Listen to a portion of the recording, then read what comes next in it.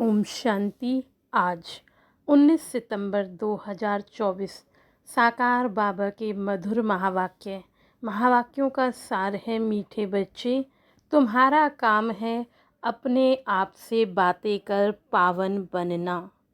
दूसरी आत्माओं के चिंतन में अपना टाइम वेस्ट मत करो।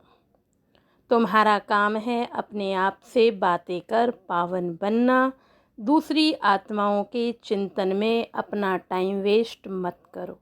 आज बाबा प्रश्न पूछते हैं, कौन सी बात बुद्धि में आ गई तो पुरानी सब आदतें छूट जाएंगी। बाबा उत्तर देते हैं, हम बेहद बाप की संतान हैं तो विश्व के मालिक ठहरे। हमें देवता बनना है। यह बुद्धि में बात आ गई तो पुरानी सब आदतें छूट जाएंगी। हम बेहद बाप की संतान हैं तो विश्व के मालिक ठहरे। हमें देवता बनना है। यह बात बुद्धि में आ गई तो पुरानी सब आदतें छूट जाएंगी। तुम कहो ना कहो, आप ही छोड़ देंगे। उल्टा सुल्टा खान पान शराब आदि खुद ही छोड़ देंगे और कहेंगे, वाह, हमको तो ये लक्ष्मी नारायण बनना है। 21 जन्मों का राज्य भाग मिलता है तो क्यों नहीं हम पवित्र रहेंगे। ओम शांति। बाप घड़ी घड़ी बच्चों का अटेंशन खिंचवाते हैं कि बाप की याद में बैठे हो। बुद्धि और कोई तरफ तो नहीं भागती है। बाप को बुलाते ही इसलिए हैं कि बाबा आकर हमें पावन बनाओ। पावन तो ज़रूर बनना है और नॉलेज तो तुम किसी को भी समझा सकते हो। यह सृष्टि का चक्र कैसे फिरता है, किसी को भी तुम समझाओ तो झट समझ जाएंगे। भल पवित्र नहीं होगा तो भी नॉलेज तो पढ़ ही लेगा।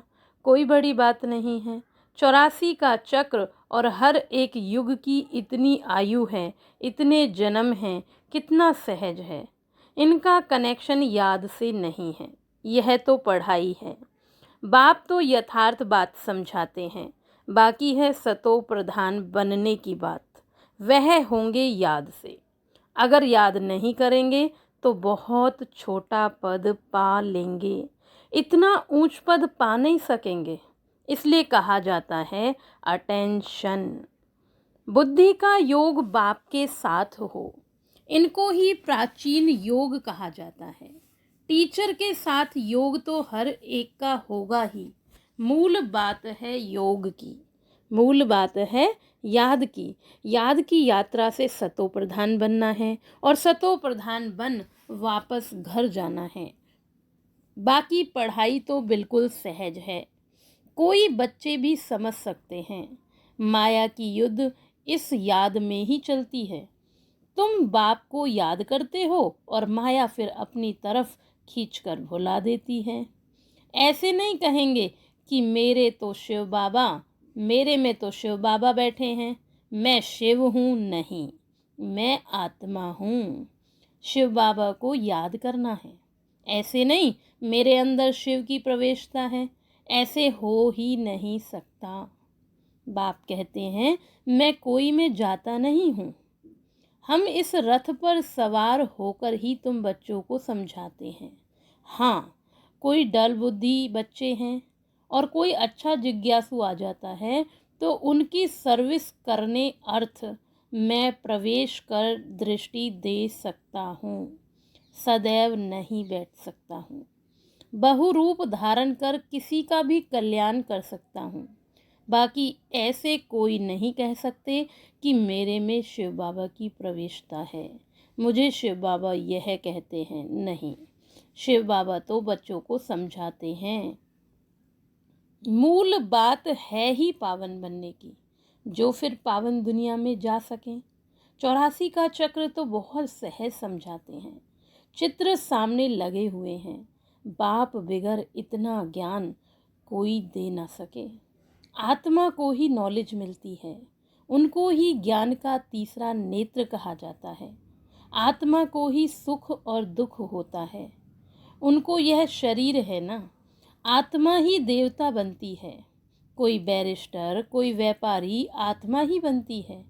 तो अब आत्माओं से बाप बैठ बात करते हैं।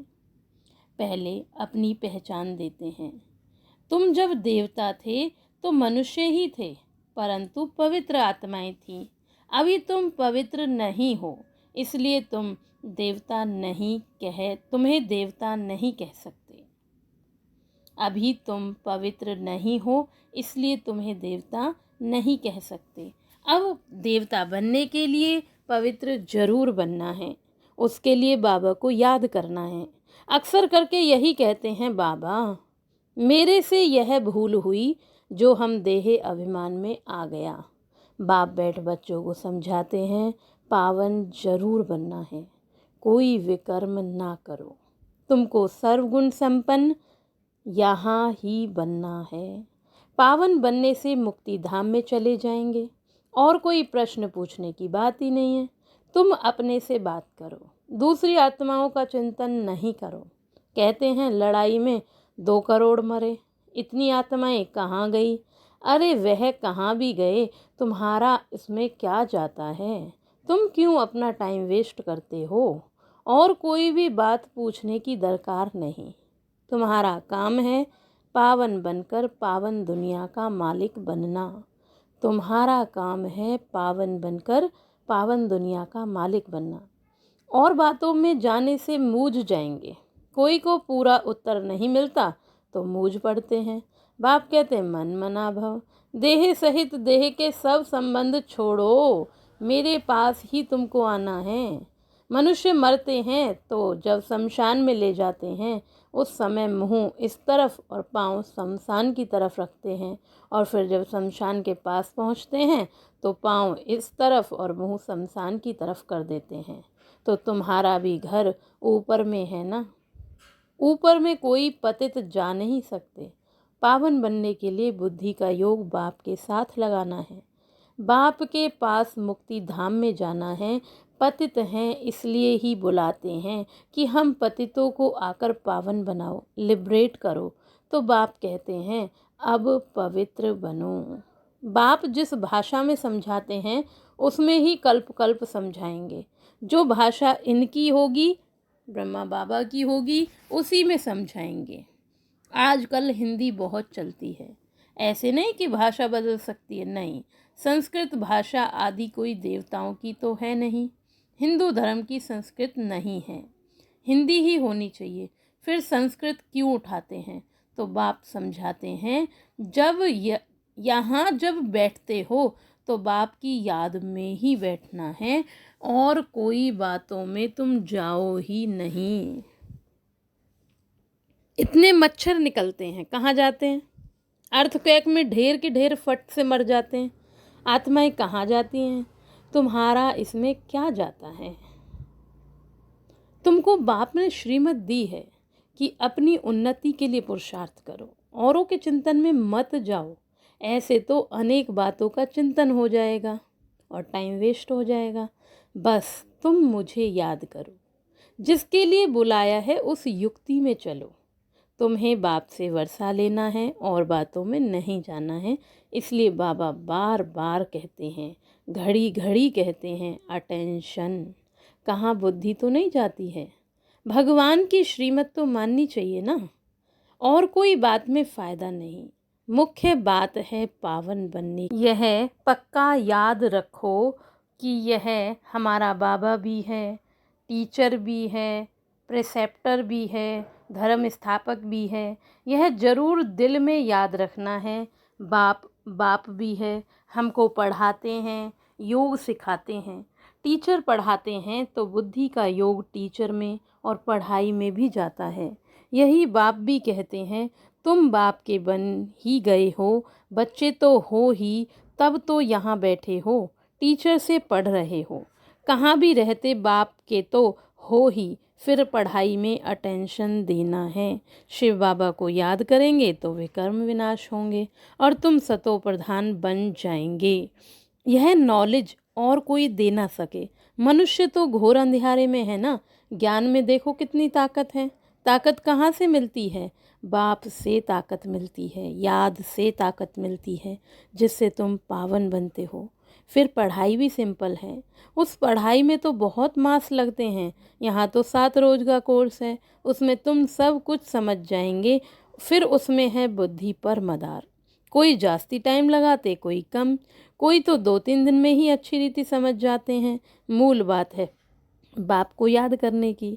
मूल बात है बाप को याद करना, पवित्र बनना, वही मुश्किलात होती है। बाकी पढ़ाई तो मोस्ट सिंपल है। स्वदर्शन चक्रधारी बनना है। एक रोज के कोर्स में भी सब कुछ समझ सकते हो। हम आत्मा हैं, बेहद के बाप की संतान हैं, तो जरूर हम विश्व के मालिक ठहरे। यह बुद्धि में आता है ना। देवता बनना है तो दैवी गुण भी धारण करने हैं। जिसको बुद्धि में आ गया वह फट से सब आदतें छोड़ देंगे। तुम कहो ना कहो आप ही छोड़ देंगे। उल्टा सुल्टा खान पान शराब आदि खुद ही छोड़ देंगे। कहते हैं वाह, हमको यह बनना है, 21 जन्मों के लिए राज्य मिलता है, तो क्यों नहीं पवित्र रहेंगे। चटक जाना चाहिए। अच्छी तरह से बाबा को याद करना चाहिए। मुख्य बात है याद की यात्रा। बाकी 84 के चक्र की नॉलेज तो 1 सेकंड में मिल जाती है। देखने से ही समझ जाते हैं। नया झाड़ जरूर छोटा होगा। अभी तो देखो कितना बड़ा तमो प्रधान हो गया है, कल फिर नया छोटा बन जाएगा।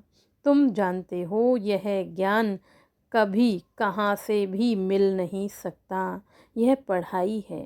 पहली मुख्य शिक्षा भी मिलती है, बाप को याद करो। बाप पढ़ाते हैं, इसमें निश्चय करो। भगवान वाच, मैं तुमको राजयोग सिखलाता हूँ और कोई मनुष्य ऐसे कह ना सके। टीचर पढ़ाते हैं तो जरूर टीचर को याद करेंगे ना। बेहद का बाप भी है। बाप हमको स्वर्ग का मालिक बनाते हैं, परंतु आत्मा कैसे पवित्र बनेगी यह कोई भी बता नहीं सकते। भल अपने को भगवान कहें व कुछ भी कहें, परंतु पावन बना नहीं सकते। आजकल मनुष्य तो बहुत हो गए हैं। आजकल भगवान तो बहुत हो गए हैं।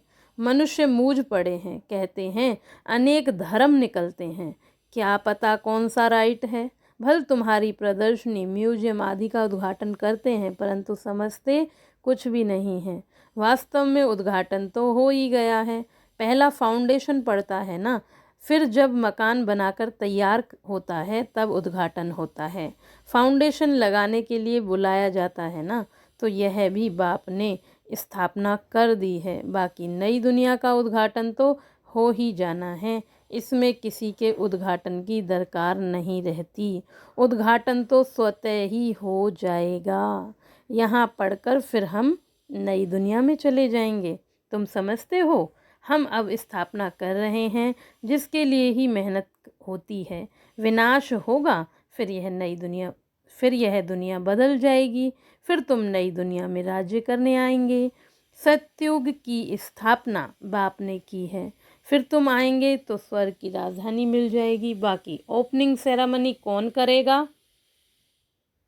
बाप तो स्वर्ग में आते ही नहीं है।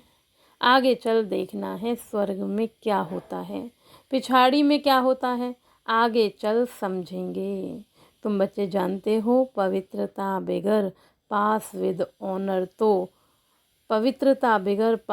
ऑनर तो हम स्वर्ग में जा नहीं सकते। इतना पद भी नहीं पा सकते। इसलिए बाबा कहते हैं बच्चे खूब पुरुषार्थ करो, धंधा आदि भले करो, परंतु जास्ती पैसा क्या करेंगे? खा तो सकेंगे नहीं, तुम्हारे पुत्र पोत्रे आदि भी नहीं खाएंगे, सब मिट्टी में मिल जाएगा। इसलिए थोड़ा स्टॉक रखो युक्ति से, बाकी तो सब ट्रांसफ़र कर दो। सब तो ट्रांसफ़र नहीं कर सकते, गरीब जल्दी ट्रांसफ़र कर देते हैं। भक्ति मार्ग में भी ट्रांसफ़र करते हैं दूसरे जन्म के लिए, परंतु वह है इनडायरेक्ट, यह है डायरेक्ट। पतित मनुष्यों की पतितों से ही लेन देन है। अभी तो बाप आए हैं, तुम्हारी तो पतित से लेन देन है नहीं। तुम हो ब्राह्मण, ब्राह्मणों को ही तुम्हें मदद करनी है। जो खुद सर्विस करते हैं उनको तो मदद की दरकार नहीं। यहाँ गरीब साहूकार आदि सब आते हैं, बाकी करोड़पति तो मुश्किल आएंगे। बाप कहते हैं मैं हूँ ही गरीब निवास। भारत बहुत गरीब खंड है। बाप कहते हैं मैं आता भी भारत में हूँ, उसमें भी खास यह आबू सबसे बड़ा तीर्थ है, जहाँ बाप आकर सारे विश्व की सदगति करते हैं। यह है नर्क। तुम जानते हो नर्क से फिर स्वर्ग कैसे होता है। अभी तुम्हारी बुद्धि में सारी नॉलेज है। बाप युक्ति ऐसी बतलाते हैं पावन बनने की जो सबका कल्याण कर देते हैं। सत्युग में कोई अकल्याण की बात, रोना पीटना आदि कुछ भी नहीं होता। अभी जो बाप की महिमा है, ज्ञान का सागर, सुख का सागर, अभी तुम्हारी भी यह महिमा है जो बाप की है। तुम भी आनंद के सागर बनते हो, बहुतों को सुख देते हो। फिर जब तुम्हारी आत्मा संस्कार ले नई दुनिया में जाएगी तो वहाँ तुम्हारी महिमा बदल जाएगी। फिर तुमको कहेंगे सर्वगुण संपन्न, 16 कला संपूर्ण, संपूर्ण निर्विकारी, मर्यादा पुरुषोत्तम, अहिंसा परमो देवी देवता धर्म। अभी तुम हेल में बैठे हो। इनको कहा जाता है कांटों का जंगल।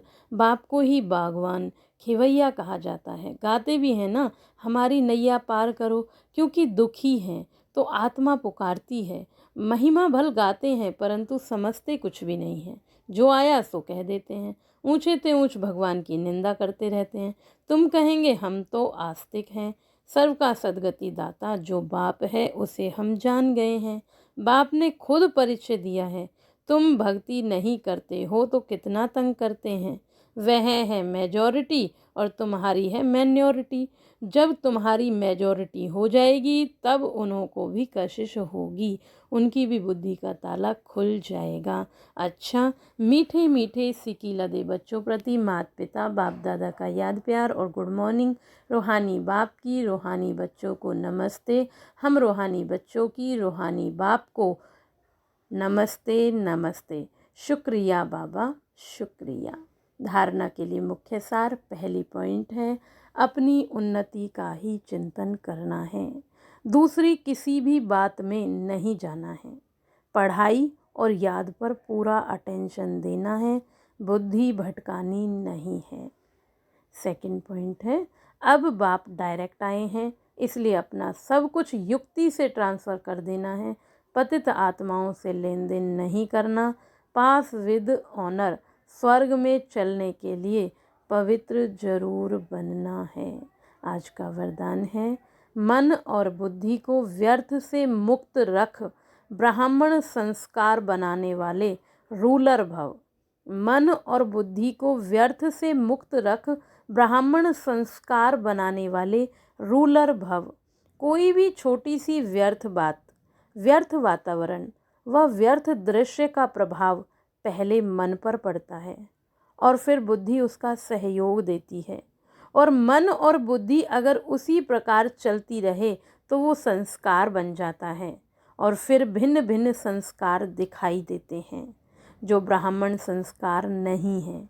किसी भी व्यर्थ संस्कार के वश होना, अपने से ही युद्ध करना, घड़ी घड़ी खुशी गुम हो जाना, यह क्षत्रियपन के संस्कार हैं। ब्राह्मण अर्थात रूलर, ऑर्डर, प्रमाण, व्यर्थ संस्कारों से मुक्त होंगे, परवश नहीं। ब्राह्मण अर्थात रूलर व्यर्थ संस्कारों से मुक्त होंगे, परवश नहीं। आज का स्लोगन है मास्टर सर्वशक्तिवान वह है जो दृढ़ता, मास्टर सर्वशक्तिवान वह है जो दृढ़ प्रतिज्ञा से सर्व समस्याओं को सहज ही पार कर ले। ओम शांति।